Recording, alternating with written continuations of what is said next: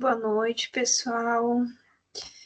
Vamos para mais uma monitoria de Direito Civil 2. Como sempre, vou compartilhar minha tela com vocês, desligar a câmera e compartilhar a tela com o material. E posteriormente eu mando o material para vocês terem acesso, tá bom?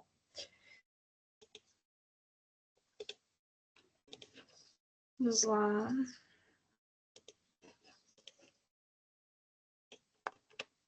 Tela compartilhada. Bom, hoje a gente vai ver, a gente vai dar enfoque aos princípios aplicáveis aos contratos. Então, tem alguns princípios muito importantes que norteiam aí os contratos e que eles são importantes serem estudados.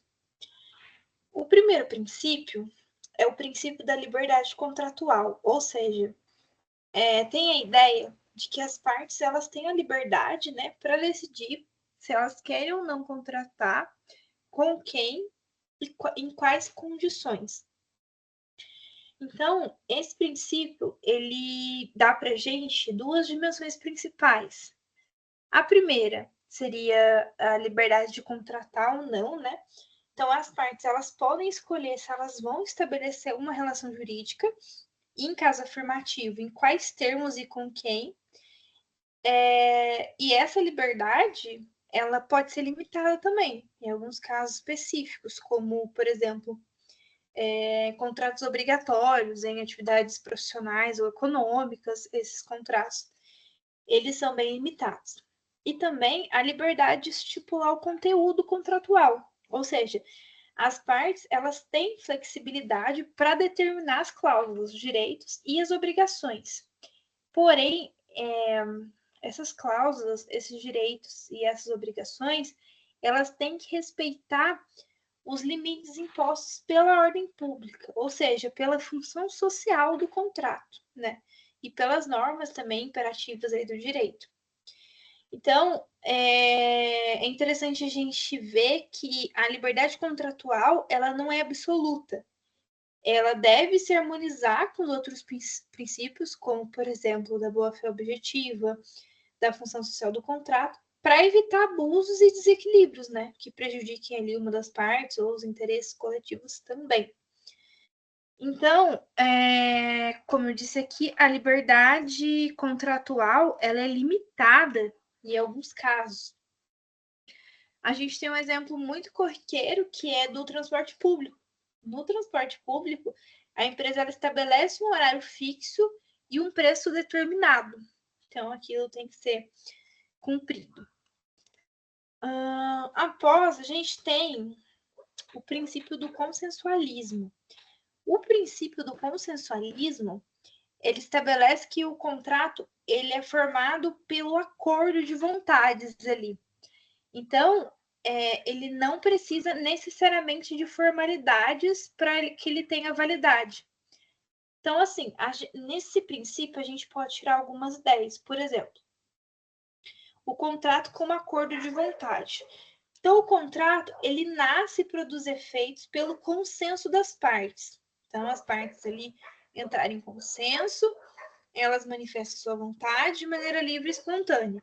Em regra, não é ato formal, né, como um documento escrito ou apresentação de testemunhas, né, salvo em casos previstos em lei, como, por exemplo, os contratos que envolvem imóveis, né, devem ser realizados por escritura pública. Essa é uma formalidade que a lei pede. Dessa ideia principal, a gente também tem a ideia de flexibilidade, né? Flexibilidade, porque o consensualismo ele traz a flexibilidade para as relações contratuais. Então, permite que as partes elas ajustem os seus acordos ali sem formalidades excessivas, né? Dando ênfase e valorizando a boa-fé. E isso também facilita as relações comerciais, né? E também cotidianas, né? Elas simplificam o processo de contratação. Só que a gente precisa lembrar também que o princípio do consensualismo ele tem exceções. Por exemplo, nos contratos solenes e nos contratos reais. Nos contratos solenes, a lei vai exigir uma forma específica, como no caso de compra e venda de imóveis, onde é necessário um documento público. E nos contratos reais, exige a entrega de um bem para que o contrato seja considerado concluído. Como ocorre, por exemplo, um exemplo que eu posso citar para vocês é contratos de comodato, talvez seja um bom exemplo. Em seguida, a gente vai para o princípio da obrigatoriedade. A obrigatoriedade diz que, uma vez firmado o contrato, ele deve ser cumprido como foi acordado. Então, esse princípio lembra muito para a gente a segurança jurídica, né, nas relações contratuais, já que você celebra um contrato, então as partes elas podem confiar que ele será cumprido conforme estabelecido. E aí, do princípio da obrigatoriedade, a gente pode falar sobre 3 pontos. Primeiro, é a força vinculante do contrato. Ou seja, uma vez que você assina ali, o contrato ele tem força de lei, né, entre as partes, elas estão obrigadas a cumprir integralmente, sob pena de sanções, por exemplo, multa, indenização, em caso de descumprimento. Em segundo ponto, a gente também pode falar da previsibilidade e segurança jurídica. Ou seja, esse princípio ele oferece estabilidade, porque as partes elas sabem que os compromissos assumidos serão respeitados.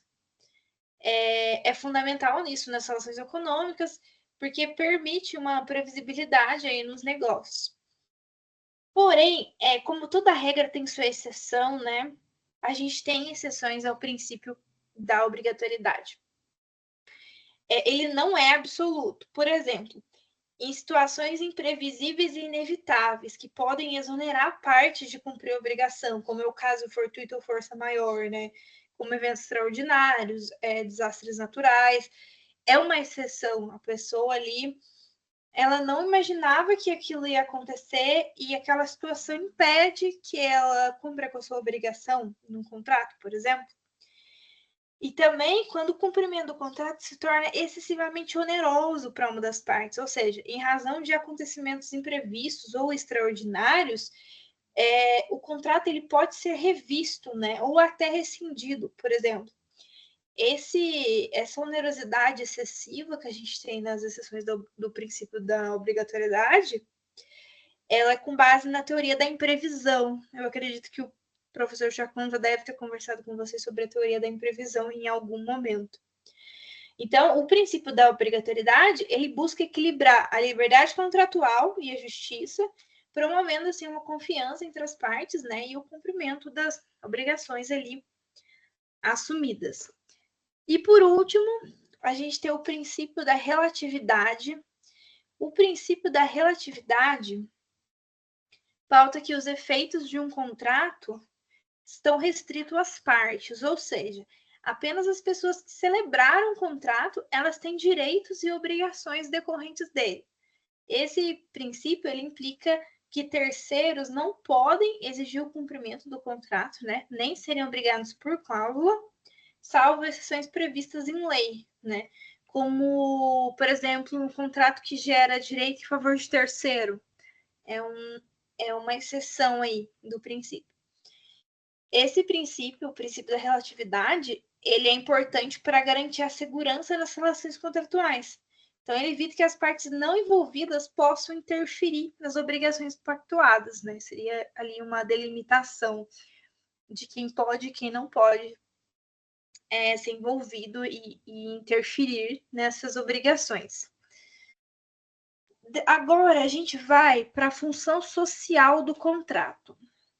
A função social do contrato é basicamente um princípio. Então, é um princípio que ele vai buscar assegurar que os contratos não sirvam apenas para o interesse individual, mas também elas contribuam ali para o andar da sociedade, no sentido de bem-estar da sociedade. Então, a função social do contrato, ela pauta o respeito aos valores sociais e normas coletivas, ou seja, promove a justiça e equidade nas relações contratuais. Então, em essência, um contrato ele deve ser utilizado de forma que beneficia não apenas as partes, mas também a comunidade em que elas estão inseridas, né? E depois a gente tem também, por último, né, a função social e boa-fé objetiva, que seria o princípio que impõe um padrão de conduta, né, leal e honesta ali nas relações. E esse princípio é muito utilizado, assim, em todo o direito, não só no direito civil, mas esse princípio ele é bem recorrente, assim. Vocês vão ver muito, inclusive, eu ouvi muito na faculdade, vejo muito até hoje. Então, a função social e boa-fé objetiva, ela refere-se à expectativa, né, de que as partes atuem de maneira transparente ali e justa, evitando enganos e abusos também.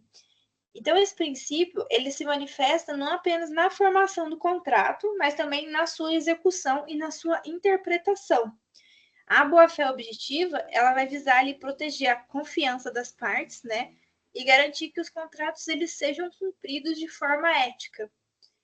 Então, uma conclusão que a gente tira é que ambos os princípios eles estão interligados, né? Porque a boa-fé objetiva é fundamental para a realização da função social do contrato. Então, quando as partes agem de acordo com a boa-fé, elas promovem relações contratuais mais justas e equilibradas. Então, contribuindo assim para a função social do contrato.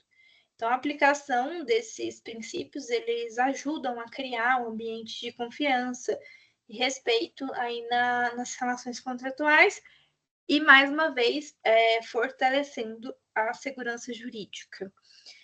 A nossa revisão hoje foi bem rápida, são esses pontos que eu queria passar para vocês, né, de acordo com o que vocês estão tendo com o professor Chacon. Na semana que vem, a gente vai ter revisão para prova integrada presencial no Unisal. Eu não sei ainda, não tenho certeza, não sei ainda a sala que eu vou estar aplicando a revisão, mas eu mando no decorrer da semana nos grupos, tanto da noite, né? Da manhã não, considere, da noite. Mas se quiserem, se os alunos da manhã também quiserem participar, fiquem à vontade. E provavelmente eu vou trabalhar com vocês questões. Eu peguei os tópicos com o professor Chacon, que ele pediu para eu trabalhar com vocês, e eu acho interessante questões, eu acho mais dinâmico, dá para tirar vários conhecimentos das questões. Mas é isso, eu espero vocês lá. Levem dúvidas também, se vocês tiverem. Se eu não conseguir sanar as dúvidas de imediato, eu mando depois uma resposta, que a gente está aqui para aprender, né? Mas é isso. Tenha uma boa noite, um bom restante de semana e até terça que vem.